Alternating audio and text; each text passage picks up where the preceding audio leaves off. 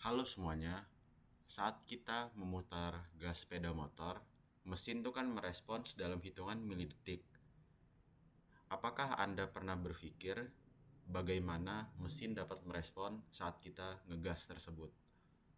Hal itu diproses oleh sesuatu yang bernama ECU atau Electronic Control Unit. Perkenalkan, nama saya Fauzan Akmal Rabbani dengan NIM 132240025 dari Teknik Elektro. Hari ini saya akan membahas tentang komputasi pada ECU yang digunakan pada motor.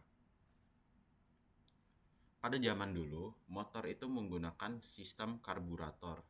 Dia tidak murni mekanis, namun dia tidak memiliki input yang banyak variabel seperti sekarang. Dia hanya rely on pada duty cycle untuk pengapian pada mesin dan injeksi pada injeksi oli atau bahan bakar seperti sekarang.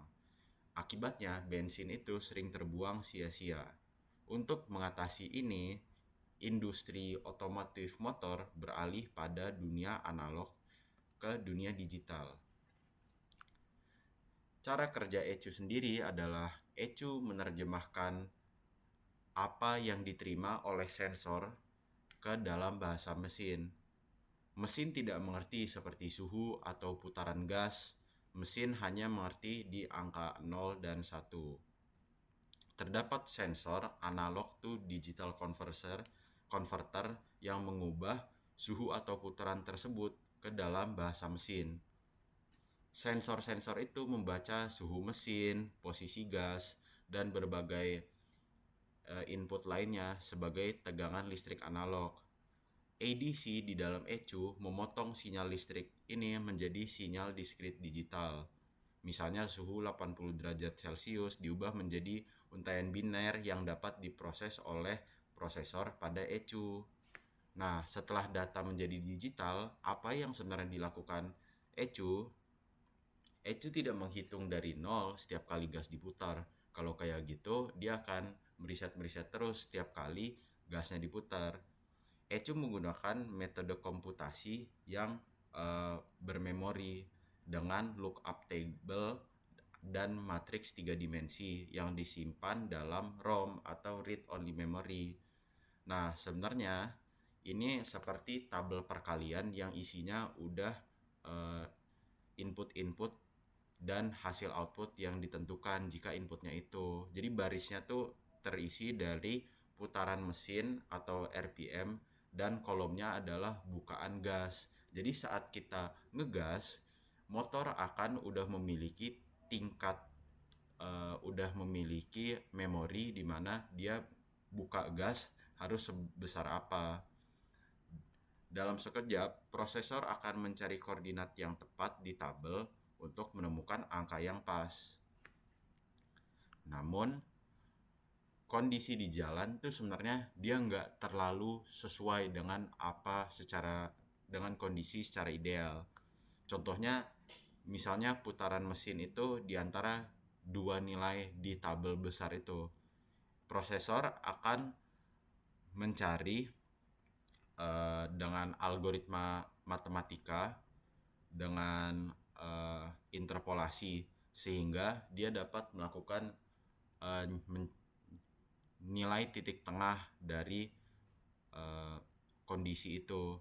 ECU juga menggunakan algoritma untuk closed loop dengan PID yaitu proportional integral derivative.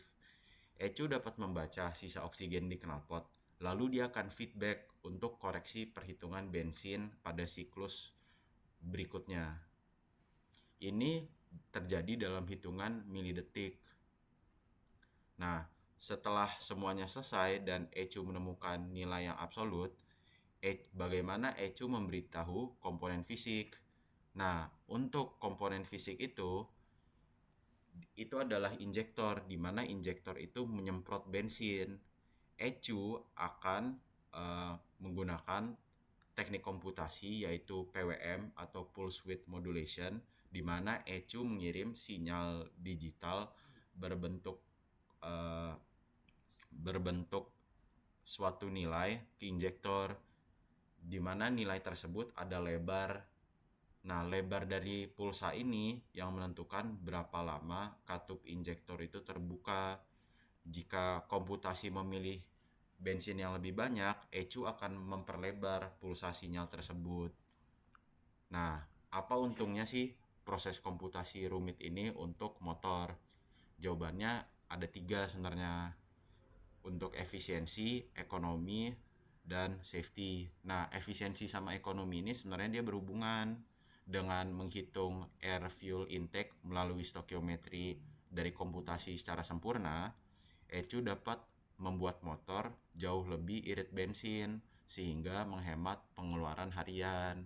Nah, dari ECU ini dia akan menerima uh, gas, dia akan mengeluarkan gas yang lebih dikit sehingga lebih baik untuk keseharian. Dan ECU ini sendiri dia memiliki banyak fitur-fitur safety agar motor itu aman untuk dikendarai.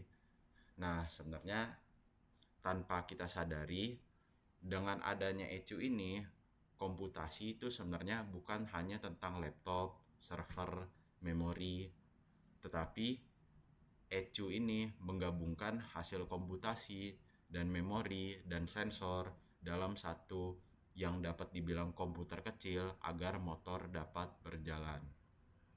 Sekian dari saya. Terima kasih. Selamat sore.